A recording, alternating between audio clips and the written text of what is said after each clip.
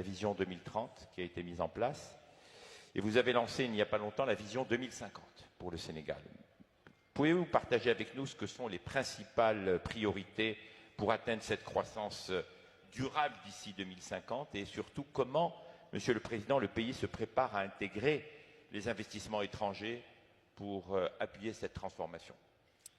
Merci beaucoup de l'opportunité que vous m'offrez, que vous offrez au Sénégal de façon plus globale pour rencontrer des investisseurs potentiels, mais surtout partager, après l'avoir fait avec le peuple sénégalais, cette vision 2050 qui repose sur 4 piliers fondamentaux.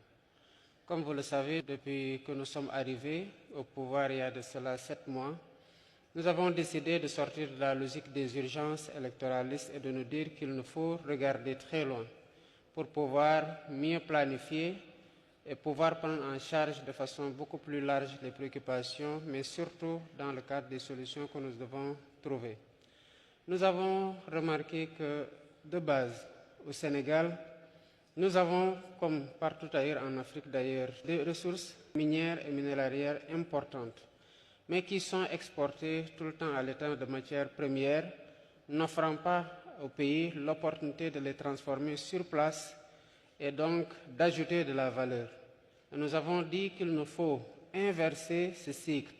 Et c'est la base de la transformation systémique de notre économie sur laquelle repose la vision 2050. Nous avons dit qu'il nous faut d'abord commencer par transformer sur place les matières premières, ajouter de la valeur, exporter et rééquilibrer la balance commerciale du pays.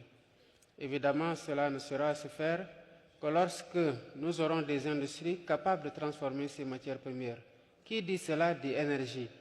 Mais le monde en est aujourd'hui à une préoccupation climatique importante qui nous impose des défis écologiques. Et nous avons dit le deuxième pilier, donc, c'est faire en sorte que nous ayons une énergie beaucoup plus accessible, beaucoup plus verte, pour avoir une économie qui soit à la fois durable mais résiliente. Mais quand on parle de transformation, quand on parle d'industrie, il faut que ces industries-là puissent être accueillies dans un cadre favorable pour l'investissement.